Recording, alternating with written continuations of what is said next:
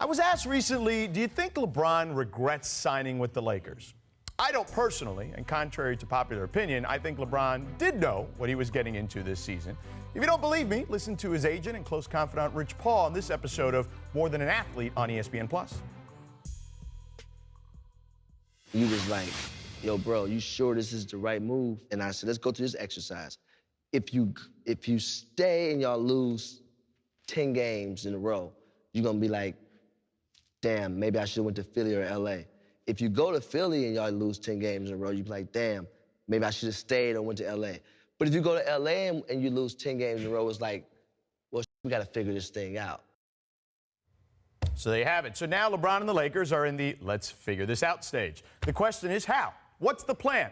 Well, to steal a phrase from the Sixers, the Lakers need a real process, or at the very least, a different one. This past offseason, Magic Johnson and Rob Pelinka decided to zig while everyone was zagging. Prior to this season, for over a decade, teams that had LeBron James as their centerpiece figured out that you need to surround LeBron with mostly shooters who can open up space for him and make opponents pay for doubling him. That was true in the latter stages of his first stint in Cleveland, his stint in Miami, and again in Cleveland. The Lakers were adamant about not being like Cleveland and surrounding LeBron with playmakers.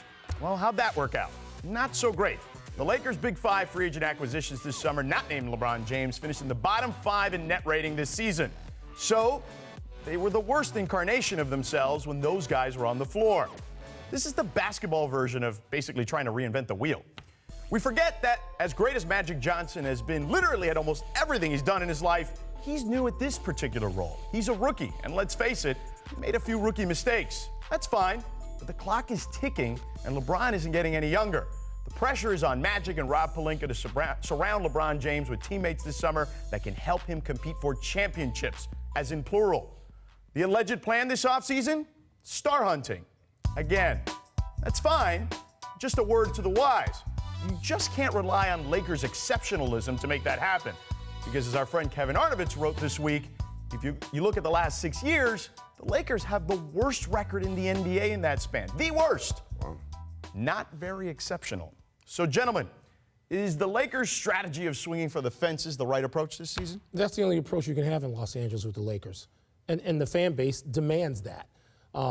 Swinging for the fences means going as big as you can to get as far as you can that season. That is the only approach that the patrons will accept in Los Angeles from this team. It's not like they can build incrementally. A process, either the Lakers can have like a 6-year, be awful, tank every season process. No, they can't have that. So swinging for the fences means you have to connect. You can't, you got to worry about launch angle and find it and get it over the fence. But this is the only thing. And I don't think that means just star-driven acquisitions. That's where I would part company with what most people are saying today. Gotcha. Mark? Los Angeles, it's the Lakers, it's LeBron. Someone's always going to listen. But we bumped into somebody yesterday. Should I tell them? No, I think we have to protect that. But yeah, the story's good. Yeah. There's another team in Los Angeles, too, that I think you got to worry about. Yeah. And it's the Clippers. They got room. Lou will talk about it later. They're a hot team. They're fun. Great coach that perhaps the other team wants in town. They might be able to finally steal the headline.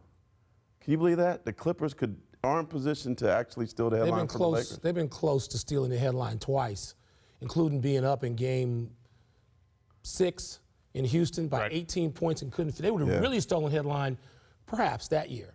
But they are in position. They are now they are in swing for the position fences, to do that. and I think free agents are going to listen to them. The Clippers are a likable team.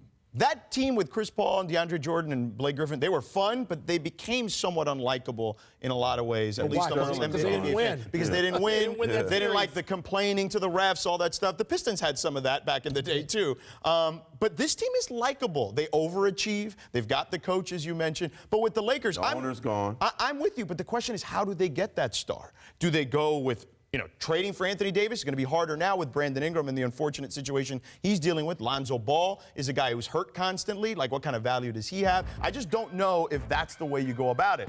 I want you guys to... Hey, can I say something? Glad you put these faces up there. Go ahead. I was been told that there's no way Anthony Davis is coming here through the Pelicans. Okay. They're just not going to do it. They're just not going to do I've it. heard the same thing. But if we go back to that list of players, suppose, I'm just going to throw out two guys off the top of my head. So suppose the Lakers wind up with Jimmy Butler and I'll say Kemba and Kemba Walker.